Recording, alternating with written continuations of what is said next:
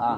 पुन्हा एकदा एक अशी बातमी समोर येते की 7 तारखेला तुमच्या पक्षातील काही खासदार येते एकनाथ शिंदे यांना भेट घेतली त्यांनी आणि शिंदेकडून एक मंत्रीपद देखील त्यांना देण्यात आलंय असं देखील देण्यात येईल असं बोललं जातं. त्याला जोडून सर एक विनायक राऊतांनी असं जाहीर कबूल केलंय की आमचा संपर्कामध्ये शिंदे गटाकडनं संपर्क होतोय, हे त्यांनी कबूल केलं जाहीर.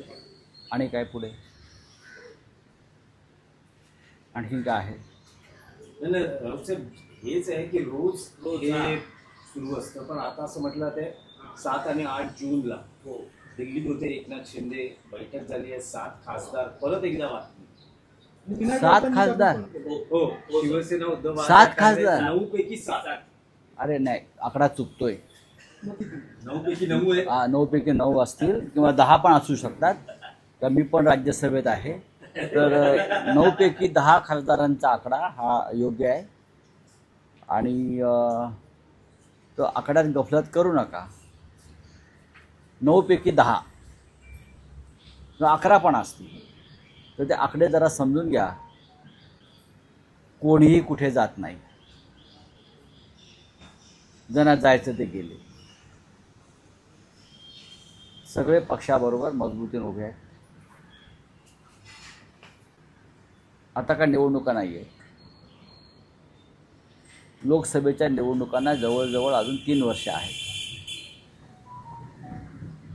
आणि सर्व खासदारांचे आमचं शिवसेना पक्षप्रमुखांचं संवाद सुरू आहे. आता तृणमूलमध्ये फूट पडली. 20 खासदार फुटले, 22 खासदार फुटले. आम्ही म्हणतो नावं दाखवा ना, जी तुम्ही नावं दिलेली आहेत लोकसभा अध्यक्षांना, ते अद्याप का जाहीर करत नाही? अमित शहांची ही एक स्ट्रॅटेजी असते, एक वावटळ निर्माण करायची. फुटले ज्यांना फुटायचं आहे ते फुटतात. तुम्ही त्यांना जरी पायघड्या घातल्यात तरी जी बेईमानीची मानसिकता, जो किडा एखाद्याच्या अंगात शिरला की तो कॅन्सरप्रमाणे संपूर्ण शरीर पोखरतो, मन आणि मेंदू पोखरतो. मग तुम्ही 35, 36, 40 वर्ष जरी पक्षात सर्व पदं उपभोगलीत तरी कोणत्याही कारणानं लोक बाहेर हल्ली देशभरात जाताना मला दिसत आहे. त्याला कारण निवडणूक आयोग आणि देशाचे गृहमंत्री, ईडी, CBI आणि न्यायालय. जोपर्यंत ह्या संस्था निष्पक्षपणे काम करत नाही तोपर्यंत अशा प्रकारची तोडफोड आणि फूट ही होत राहणार. रावसाहेब, पण विनायक राऊत एकीकडे जाहीररित्या मान्य करतात की त्यांना संपर्क साधला जातो. कुणाला? विनायक राऊतांना? विनायक राऊतांना खासदारांना संपर्क साधला जातो असं त्यांनी न्यूज 18 मराठीला प्रतिक्रिया दिली. मग साधूच आहे ना संपर्क साधला म्हणून काय झालं? विधानसभेमध्ये एकत्र बसतात, संसदेमध्ये एकत्र बसतात, संपर्क होतच असतो. नाही, पण राऊत साहेब, तुम्ही म्हणतात की नजीकच्या काळात आता काही निवडणुका नाही, त्यामुळे हे काही शक्य नाही. पण आता पंतप्रधान आणि अमित शहांचं मुख्य लक्ष असेल नारी सन्मान विधेयक संसदेत मंजूर करणं, त्याबरोबर जी मतदारसंघ पुनर्रचना विधेयक आहे त्यासाठी जो नंबर गेम आहे. अगदी बोलायचं तर काय, घंटा नारी सन्मान योजना. काल मध्य प्रदेशमध्ये ज्या प्रकारे मीनाक्षी नटराजन या नारीचा अर्ज बाद केला, हा काय नारी सन्मान झाला? ज्या बेकायदेशीर पद्धतीनं, नियमबाह्य पद्धतीनं एक गांधीवादी प्रामाणिक नारी मीनाक्षी नटराजन हिचा अर्ज अमित शहांच्या दबावाखाली मध्य प्रदेशमधून फेटाळला. काँग्रेसचं निवडून आणण्या इतकी ताकद असतानासुद्धा कोणत्या कारणाने फेटाळला ते त्यांनी त्यांच्या उमेदवारी अर्जामध्ये एक काहीतरी एक गुन्हा लपवला असं ते म्हणते. FIR लपवलं. मुळात हा FIR नाहीच आहे. तेलंगणामध्ये कुठल्या तरी एका प्रकरणामध्ये त्यांना एक नोटीस आली. हा FIR नाही आहे, लक्षात, हा FIR नाही आहे. तरीही या नारी शक्ती, नारी वंदना, अमित शहा या नारी वंदनेचं काय मातेरं केलं? नियम सगळ्यांना सारखे पाहिजेत ना, पुरुषांना वेगळे, नारीला वेगळे, नाऱ्याला वेगळे असं नाही ना. त्यात अशाच एका प्रकरणात झारखंडमध्ये भाजप पुरस्कृत उमेदवार परिमल नाथवानी यांच्या अर्जामध्ये काही त्रुटी दिसल्या. रिटर्निंग ऑफिसरला त्यांनी त्यांना 24 तासाची मुदत दिली त्या त्रुटी पूर्ण करण्यासाठी. लक्षात घ्या, नियम एक आहे ना सगळ्यांना. झारखंडमधला रिटर्निंग ऑफिसरने भाजप पुरस्कृत उमेदवाराला, जे उद्योगपती आहेत, त्यांना 24 तास मुदत दिली. ज्या त्रुटी आहेत त्या पूर्ण करा. आणि त्याच वेळेला एका खोट्या प्रकरणात एक नारी, ज्यांच्यासाठी तुम्ही बिल आणत आहात राज्यसभेत, लोकसभेत, त्या मीनाक्षी नटराजन देशाच्या राजकारणातली एक प्रामाणिक राजकीय कार्यकर्ती, तुम्ही तिचा अर्ज फेटाळता. म्हणून म्हटलं कसलं घंटा नारी वंदना. राऊत साहेब, तुम्ही हा तृणमूल घंटा शब्द कापायचा नाही आहे. राऊत साहेब येतो. राऊत साहेब, तृणमूल काँग्रेस आणि शरद पवारांच्या राष्ट्रवादीचं काँग्रेसमध्ये विलिनीकरण झालं पाहिजे असं आपण मत व्यक्त केलं पाहिजे. असं कोणी मत व्यक्त केलं असे रिपोर्ट्स आहेत. त्या बैठकीत? काय मत आहे? आतमध्ये कोण रिपोर्टर होता मला माहीत नाही. आतमध्ये रिपोर्टरना प्रवेश नव्हता. मी सुद्धा या बातम्या वाचतो. मी याच मंचावरून असं एक मत व्यक्त केलं होतं आणि खाजगीमध्ये आम्ही बोलत असतो की काँग्रेस पक्षातून जे जे घटक बाहेर पडले आहेत आणि त्याने आपापले पक्ष निर्माण केलेले आहेत, त्या सगळ्यांनी काँग्रेसच्या झेंड्याखाली एकत्र येऊन एक मजबूत काँग्रेस उभी करणं ही आज काळाची गरज आहे. मी नावं घेतली, मग तृणमूल काँग्रेस असेल, महाराष्ट्रामध्ये राष्ट्रवादी काँग्रेस पक्ष असेल. मी तर असे म्हटलं होतं की अजित पवार गटात विलीन होण्यापेक्षा काँग्रेसमध्ये विलीन व्हा.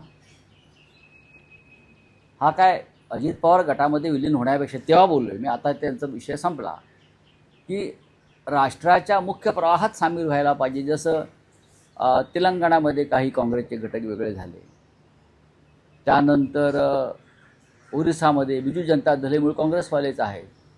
असे अनेक घटक आहेत जे काँग्रेस पक्षातून बाहेर पडले. त्या सगळ्यांनी काँग्रेसच्या झेंड्याखाली एकत्र येऊन एक मजबूत काँग्रेस, देशाला नेतृत्व देणारी, याच्यामध्ये सहभागी व्हावा असं मी माझं मत व्यक्त केलं. कारण तुम्ही या सगळ्यांना अनेक राज्यामध्ये त्यांच्या लढाया लढण्यासाठी काँग्रेसची मदत हवी आहे ना. आता काल ममता दीदी सोनिया गांधींना भेटल्या तासभर, त्याच्या आधी त्यांनी राहुलजीशी चर्चा केली. प्रत्येकाला काँग्रेसचं सहकार्य हवं आहे. काँग्रेसमधून बाहेर पडलेल्या पक्षांना किंवा नेत्यांना, मग ते करण्यापेक्षा आपण सगळ्यांनी तुम्ही एकत्र येऊन काँग्रेस पक्ष अधिक मजबूत, देशासमोर एक पर्याय काँग्रेसचा कायम होता, आजही आहे.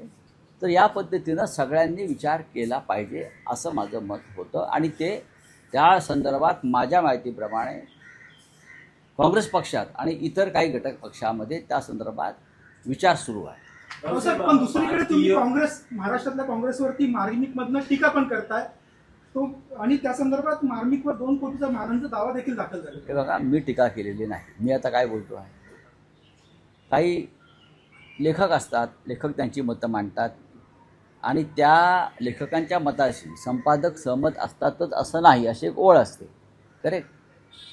आता मार्मिकचा एडिटर काय मी नाही आहे, पण तो आमच्या परिवारातला, शिवसेना परिवारातला एक महत्त्वाचं एक प्रकाशन आहे. त्याच्यामुळे आता हा विचार मला आत्ताच कळलं, असं झालेलं आहे. मी पाहतो. काँग्रेसकडे तुम्हाला माफी मागायला लावली, पण माफीनामा देणार का? मार्मिकला माफीनामा, मला माफी मागायला लावणं. आत्ताच माझगावच्या कोर्टामध्ये चाललोय मी. मार्मिकला माफी मागायला लावलेली. अरे पाहू ना, पाहू. तुम्हाला काय घाई आहे एवढी? नाही राऊत साहेब, आम्ही बघू ना आमचं काय करायचं. राऊत साहेब, भारताच्या संसदीय राजकारणातला एक आज अत्यंत गंभीर विषय असा आहे की या देशातले 56 न्यायाधीश, हायकोर्टातले, सुप्रीम कोर्टातले मुख्य न्यायाधीश, हे लंडनमध्ये सरकारी खर्चानं देशाच्या मंत्र्यांबरोबर बॅडमिंटन खेळत आहेत. किती दिवस झाले? खर्च कोण करत आहे? राजकारण्यांबरोबर त्यांची उडबत चालू आहे, पार्ट्या चालू आहेत. कदाचित देशाचे मुख्य निवडणूक आयुक्तसुद्धा त्या पार्टीत सामील होतील. ही गंभीर परिस्थिती असताना तुम्ही लहान लहान विषयांवरती पत्रकारांनी प्रश्न विचारू नयेत. देशातले 56 न्यायाधीश, त्याच्यामध्ये देशाचे मुख्य न्यायाधीश, सुप्रीम कोर्टचे सरन्यायाधीश, सुप्रीम कोर्टचे न्यायाधीश, पहा फोटो आणि व्हिडिओ आलेले आहेत. ह्याच्याविषयी पत्रकारांनी अधिक संवेदनशील असायला पाहिजे. या देशाच्या इतिहासामध्ये असं कधी घडलं नव्हतं. न्यायाधीशांनी, न्यायव्यवस्थेने राजकीय व्यवस्थेपासून स्वतः एक अंतर ठेवलं. आता जाऊन त्यांच्या ताटात एका ताटात जेवत आहेत. हे काय न्याय देणार आम्हाला शिवसेनेला, हे काय न्याय देणार तृणमूल काँग्रेसला, हे काय न्याय देणार मीनाक्षी नटराजनला. हां, इतकी बकवास न्यायव्यवस्था आहे देशाची नरेंद्र मोदी आणि अमित शहाने केलेली आहे. हे निरवसाहेब, तोच विषय आहे की भारताच्या संसदीय राजकारणात आज नरेंद्र मोदी नवा विक्रम रचता आहेत. जो नेहरूंचा कार्यकाळ होता त्यापेक्षा जास्त त्यांचा कार्यकाळ असेल बघा, आणि त्यासाठी आज एनडीएच्या सगळ्या पक्षाच्या नेत्यांना ते मार्गदर्शनही करणार आहे. प्रधानमंत्री पदावरती वय झालं म्हणून कसलं मार्गदर्शन करतो. त्याच्यावरती काल मी चर्चा केली. पंडित नेहरूंपेक्षा 4 दिवस मी जास्त जगलो. पंडित जवाहरलाल नेहरूंपेक्षा मी प्रधानमंत्री पदावर 4 दिवस जास्त खुर्ची उभवली. हा विक्रम नाही आहे. तुम्ही या काळामध्ये काय केलं? मी जे म्हणालो ना, तुमच्या काळामध्ये 56 न्यायाधीश इंग्लंडमध्ये राजकीय नेत्यांबरोबर, मंत्र्यांबरोबर पार्ट्या करताय. हां, हे तुमचं 12 वर्षातली कमाई आहे. हिंमत नव्हती. पंडित नेहरू, इंदिरा गांधींनी हे केलं नाही. आम्ही सांगतो ना तुम्हाला, रावांनी केलं नाही. नरसिंहराव, मनमोहन सिंग, या देशातले 56 प्रमुख न्यायाधीश या देशाच्या राज्यकर्त्या पक्षाबरोबर बॅडमिंटन खेळायला गेल्या लंडनला. आता लवकरच त्यांच्या पार्ट्यांचे फोटो येणार आहेत. बरं, मग कळेल तुम्हाला शिवसेनेला का न्याय मिळत नाही. आमचं चिन्ह आणि पक्ष एकनाथ शिंदेंच्या हातात का सोपवला, कसा सोपवला. शरद पवार यांचा पक्ष अजित पवारांना कसा सोपवला. एस आय आरमध्ये काय घोटाळे झाले आणि न्यायमूर्तींनी आमचं का ऐकलं नाही. आणि ममता बॅनर्जींचं सुद्धा का ऐकलं नाही हे तुम्हाला आता हळूहळू कळेल. जाऊन बघा लंडनला. मी तुमच्या मालकांशी बोलतो, सगळ्याला लंडनला पाठवा म्हणून. पहा, म्हणजे लाज वाटली पाहिजे न्यायमूर्तींना. शेमलेस. गिरीश महाजन यांनी जे केलेले वक्तव्य आहे ते त्यांचं वैयक्तिक वक्तव्य आहे. काल जे त्यांनी केलं होतं असं भारतीय जनता पक्षाचे जे वरिष्ठ लोक आहेत त्यांनी सांगितलं. काय सांगाल? वरिष्ठ म्हणजे कोण? नावं सांगा. त्यांच्यामध्ये कोणीच वरिष्ठ नाही. मोदी सोडले. महाराष्ट्रात देवेंद्र फडणवीस आणि दिल्लीमध्ये नरेंद्र मोदी, दोनच वरिष्ठ आहेत. बाकी कोणी नाही. समुद्राखालून सोडून द्या. आपके क्या है प्रस्ताव आलेला आहे. ये मीनाक्षी नटराजन जी का जो नॉमिनेशन मध्य प्रदेश से रद्द किया है, ये देश के इतिहास का एक काला अध्याय है. क्या कारण है? मीनाक्षी नटराजन एक प्रामाणिक राजकीय सामाजिक कार्यकर्ता है. बहुत ही प्रामाणिक है, गांधीवादी है, उनकी विचारधारा है. उनके ऊपर कोई ईडी सीबीआई की केस नहीं है. ऐसी एक व्यक्ति जो राज्यसभा में आना चाहती थी. आप नारी वंदना बोल रहे हो ना, तो नारी के साथ आपने कल बेईमानी की. नारी के साथ एक राजकीय कार्यकर्ता है वो नारी, उसके साथ आपने बेईमानी की और नारी वंदना बिल लाना चाहते हो आप. क्या था? कोई उनके ऊपर, मैंने पूरा वो केस पढ़ा है, उनके ऊपर तेलंगाना में कोई एफआईआर नहीं है. कोई एफआईआर नहीं है. एक शोकॉज नोटिस कहाँ से मिला है किसी से, उनको हम एफआईआर नहीं मानते. और देखिए न्याय, देखिए नियम कानून कैसे अलग अलग होते हैं. एक नारी वंदना, एक पुरुष वंदना. उद्योगपति परिमल नाथवानी जी झारखंड से चुनाव लड़ रहे हैं, बीजेपी पुरस्कृत, बीजेपी स्पॉन्सर. उनके नॉमिनेशन फॉर्म में कुछ कमियां थी, लेकिन वहाँ के रिटर्निंग ऑफिसर ने नाथवानी जी को 24 घंटे की मोहलत दी है वो कमियां पूरी करने के लिए. और वही नियम वही कानून मीनाक्षी को नहीं लगा है, उनका नॉमिनेशन पूरी तरह से रिजेक्ट कर दिया। ये लोकशाही नहीं, लोकतंत्र का हत्या है, मर्डर है, बेईमानी है। और मोदी जी को जो 12 साल हुए हैं ना, मोदी जी अगर सचमुच अच्छे इंसान होते तो हम उनका ज़रूर स्वागत करते, लेकिन ऐसा एक दिन भी नहीं गया है मोदी जी का और अमित शाह जी का कि उस दिन उसने बेईमानी नहीं की है। 10 दिन एक नई बेईमानी मोदी जी और शाह जी करते हैं। मीनाक्षी नटराजन जी का जो केस है वो बेईमानी का सर्वोच्च केस है। और नारी वंदना बिल आप लाने जा रहे हो, क्या नारी वंदना? ये एक प्रामाणिक नारी, इस देश की राजनीतिक कार्यकर्ता, प्रामाणिक, सच्चाई के साथ राजनीति करने वाली, उनका आपने नॉमिनेशन, उनको आप राज्यसभा आने से रोकते हो, इसके लिए आप इतने डरते हो प्रामाणिक व्यक्ति से? कौन न्याय देगा उनको? उनको न्याय नहीं मिलेगा। न्याय देने वाले जो लोग हैं, चीफ जस्टिस ऑफ इंडिया और लगभग 60 हमारे जजेस लंदन में लॉ मिनिस्टर के साथ बैडमिंटन खेल रहे हैं, पार्टी कर रहे हैं, ये हमको न्याय देंगे? हिम्मत कैसे होती है ये न्यायमूर्ति की कि राजनेताओं के साथ वहां जाकर पार्टी करे लंदन में? ये 12 साल की उपलब्धि है नरेंद्र मोदी की, हमारी जुडिशरी को पूरी तरह से खत्म कर दिया। Thank you.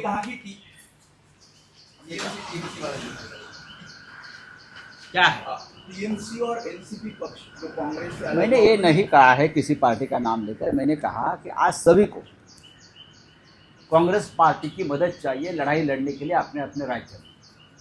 मैंने देखा कि ममता बनर्जी कल तक कांग्रेस का नाम लेने से बहुत कतराती थी, गुस्सा आता था, लेकिन जब संकट में आ गए, जब उनके ऊपर हमले शुरू हो गए, उनको हराया गया, तब सबसे पहले उनको कांग्रेस की याद आ गई। तो विलीन होना चाहिए ऐसा नहीं? तो मैंने कहा कि अब ये समय है कि कांग्रेस पार्टी से जो जो फैक्शन बाहर निकले थे, नेता बाहर निकले थे और उसने अपने अपने दल खड़े किए, चाहे महाराष्ट्र हो, चाहे पश्चिम बंगाल हो, चाहे उड़ीसा हो, चाहे तेलंगाना हो, चाहे आंध्र हो, सभी ने कांग्रेस में आकर कांग्रेस के झंडे के नीचे अपनी नई शुरुआत करनी चाहिए और कांग्रेस को मजबूत करना चाहिए। आघाड़ी की मीटिंग में भी आपने ये बात कही है। देखिए, बात चली है, बात चलती रही।